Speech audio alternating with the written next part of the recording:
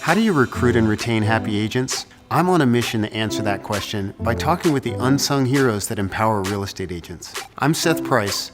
Tune in each week as I sit down with back office heroes to learn what's working and what's not. Hello, hello. Welcome, everybody. Super excited to have you here. My name is Seth Price. If you don't know me, I run product here at Placester.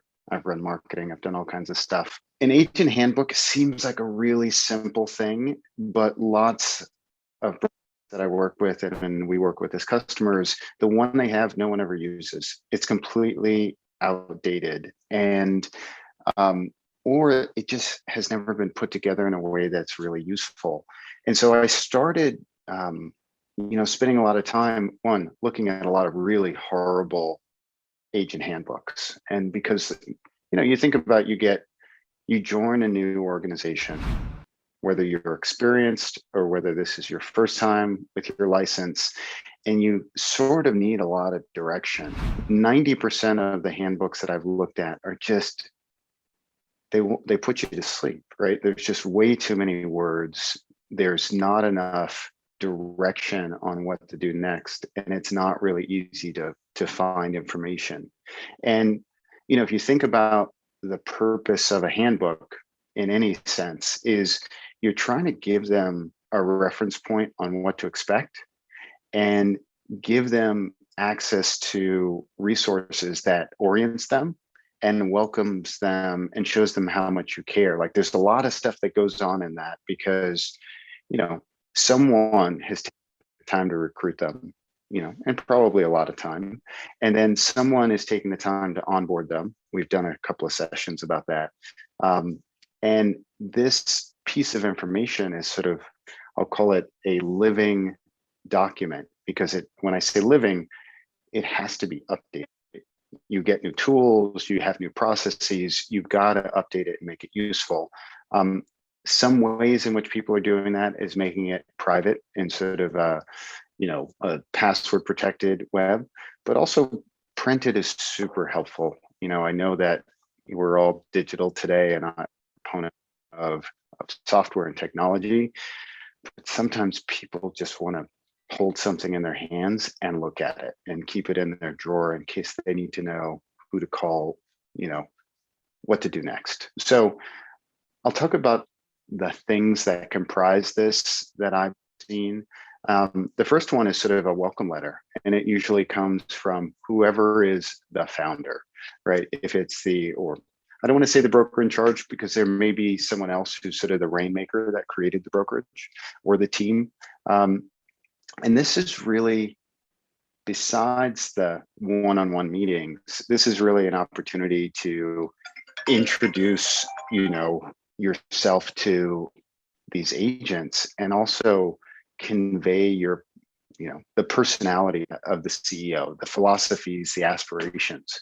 And there's a bunch of ways to do that, right? Ideally, it's not dry and sort of cut and paste copy that you see in all kinds of mission statements. Ideally, it's personal, right? This is an individual that got to where they are for a reason, maybe discussing how the CEO connects with the brokerage higher level mission and values, maybe the CEO's roots in the community, why they care about real estate specifically. It's about making a connection. It doesn't have to be super long. And you don't have to use $10 words when a $1 word will suffice. Like, make it in plain English. You're talking to people and trying to convey your commitment to this business and your commitment to them. The second piece, which you may or may not have, and this, is sort of a chicken and egg thing, but it's your mission, vision, values, your guiding principles. If you don't have it already, I probably wouldn't suggest going on this, vision quest to figure out your mission, vision, values. You can start with just guiding principles. Like, what are the principles? How do you express what you care about in your brokerage? Just write that down. It doesn't have to be perfect, but it should be like, what are your rules for how you operate in the world and how you expect the agents that are in your brokerage to operate. A lot of people take different approaches. If a mission is generally what you hope to accomplish as a business in the world, a vision is what your ideal vision for the future of real estate or the future of your business is, and the values are, values aren't rules, but they're sort of, what do you hold highest? Like, what's most important to you?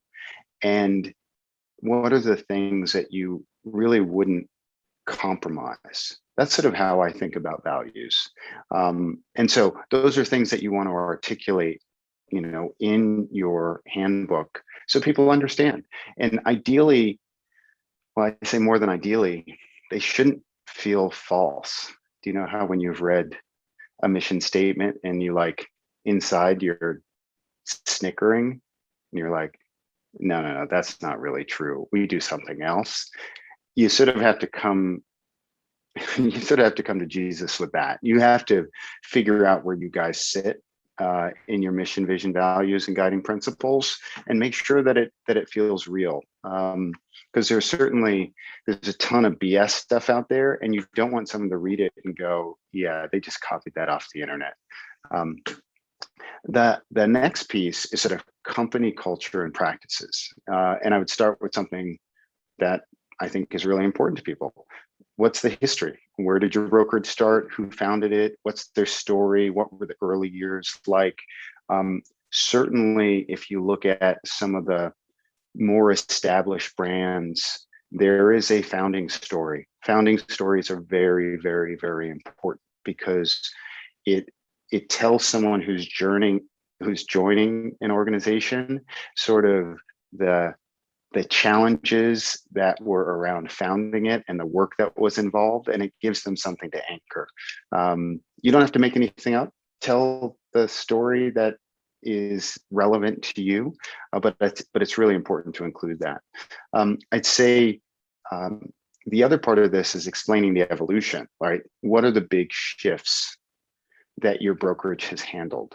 From the handbook, mentioning the context for previous critical decisions to help orient your employees as to why you operate the way you do.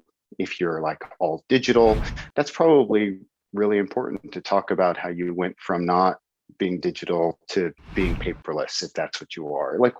I don't know what your thing is. Maybe you went from, being sort of a more traditional independent and you decided to be part of a brand, or you went from a brand to being an independent, or you decided to go from traditional to being, low commission. Everyone makes transitions. Explain them so people can understand your history. And then your current expectations. What do you want to say about your brokerage's culture and operations today? What do you stand for, and how do you want to articulate that? Again, write in plain English. If you have a spouse, a girlfriend, a boyfriend, husband, wife, whatever it is, have them read it and see if they throw up. If they don't laugh at you, that's probably a decent sign. But literally have someone who knows you and can call BS, have them look at it, and then have them give you some feedback. That I find that super, super helpful. From there, we shift to basic brokerage information.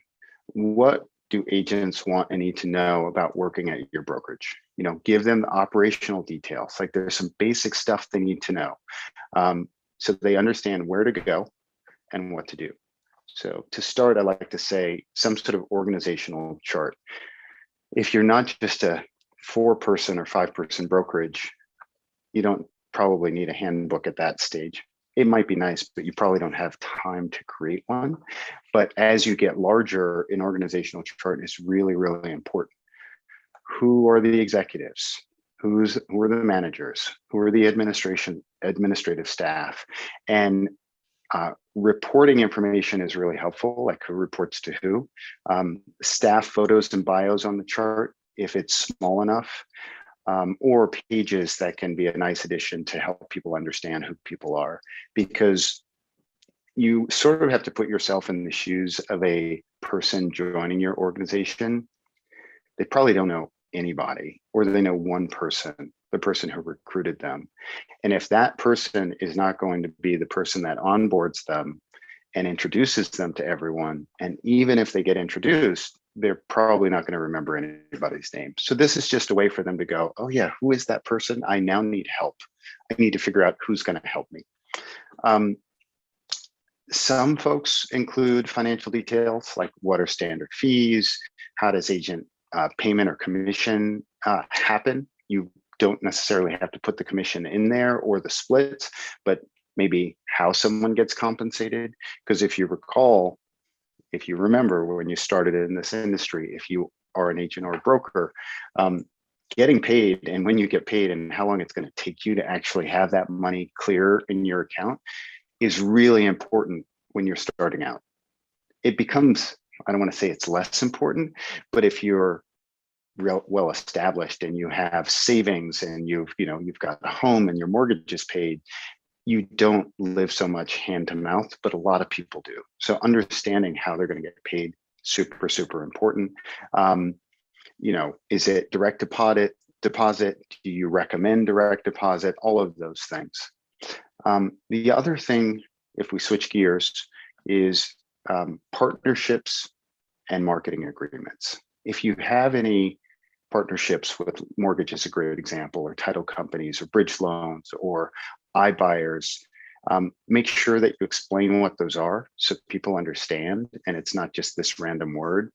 One of the things for me when I joined a brokerage when I was an agent is we didn't have an agent handbook. So this is sort of where this came from for me, is I would hear these terms or hear names and I had no idea who these people were.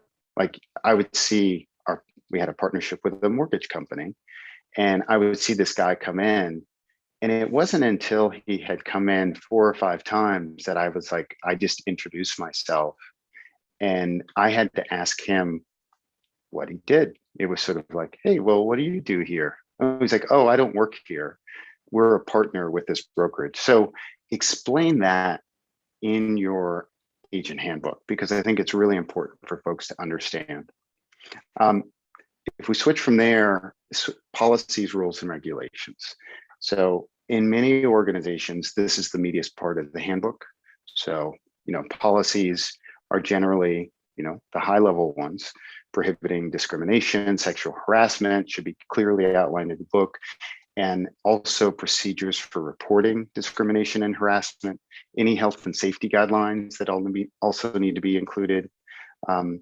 Does your brokerage have a complaint or mediation procedure or process? If not, you might want to think about implementing one. It can make the inevitable conflicts much less acute. You may also want to create a whistleblower or anonymous complaint procedure, outline these in your handbook so agents know, what to do. Like if something happens, who do you tell? I think that's really important. Real estate compliance, of course, super, super important. Every state is different when it comes to real estate legislation and compliance. Discuss how your brokerage handles compliance with the legal documents and issues that pass through your hands, and lay down clear guidelines and expectations that you have for your agents. Some brokerages don't allow you to, represent the buyer and seller. Some allow you to do that. If you're one of those that don't, articulate that. If you have rules on how that happens, articulate that. If you have rules on, what happens when there's a complaint about the agent that's representing a buyer and seller, articulate how that's handled, who to go to help get those things worked out. Of course, you need an independent contractor disclaimer. Typically, your agents aren't going to be salaried staff members. I know that there are some exceptions to that. There'll be independent contractors who are paid on commission, including an independent contractor disclaimer in your handbook to reflect and clarify their status with your brokerage. It's just a good business practice.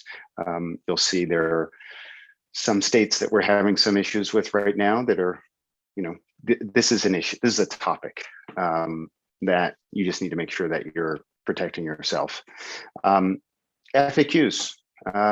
If your policies and procedures section wasn't the largest, this section will probably handle all the other stuff. So put in an FAQ that handles all of the questions that you think someone will ask. I find that FAQs are really helpful. What do I do if? What happens if? Do you, prepay commission? Stupid questions are also welcome. Once you do all that, make sure that before you print this, or before you put it in your, interwebs, make sure you hand the draft to your current agents to get feedback, right? You want to ask them to review it, incentivize them if you have to. Make sure that they add any questions that aren't answered in the FAQ. And then, you really want to make sure that it's representing how your current agents experience you, and you'll get feedback there. And then hand it to new agents if you have any in your org, because they've already gone through an onboarding process, and maybe they didn't have a handbook when they did, or they had an old one. Have them look at it, because they will point some things out because it's fresher in their minds. The next part is give the handbook draft to your admin staff, managers, and executives. Ask them to review it and add any questions to the FAQ section or any other section. Super, super helpful. Now, when I think about laying it out, part of the problem with a lot of the ones that I reviewed is that it's almost like they're typed in a Word doc, and it's really difficult to distinguish between one section and another. There's no table of contents. There's no page numbering. Like, it's just a mass of words, which is a real snoozer. Like, that's definitely going to put you to sleep, or put any agent to sleep. So I think the output that you want is, you certainly want some sort of a PDF that's not editable by the agents that are going to receive it, and that they can download if they want to print it, if you don't want the expense of printing it yourself. You want to make this available. I suggest printing, because printing is a really nice thing when you're starting out. You can set it down, it's top of mind. It doesn't get lost on your hard drive, right? You have to remember, whoever you're recruiting has had a computer for a long time, and there are thousands of documents on their computer. This handbook is going to be one of 1,000, so it's going to get lost. Upload it to a shared drive so they can always find it. And as I said, upload it to an internal wiki of some sort, or all of the above. Now, the other thing is just about design in general. If you are not a designer, don't attempt to design it. It doesn't cost a lot to find someone who's really good at laying out a handbook. If you're a Placester customer, you can use our services marketplace. We'll lay out anything for you. If you're not a Placester customer and you want to do some other marketplace, go to Upwork or 99 Designs or Fiverr, and just be very clear about what you're looking for, and spend the time to look at a lot of the talent there, so you can try and weed out what you think is the best by the examples that they put together, and make sure you communicate with them before you just sort of sign up. The layout's really important, and I sort of don't mean that in a bad way. It's just that if something is really clear and easy to read, you're more likely to consume it. So that's why I say design is really important. It's not the only thing. The content's really important too, but the design makes it consumable. And that will make it so more likely for your agents to find value in it. That's all I have for you today. Super straightforward. This has been on my mind for a long time. And it came up on my radar because there were quite a few brokers that we were reviewing their back office processes, their onboarding, how they survey their agents, what they give to new agents. And they weren't happy with the things that they were doing. And so I started to do this work. Really appreciate your time. And I hope you have a great, great afternoon.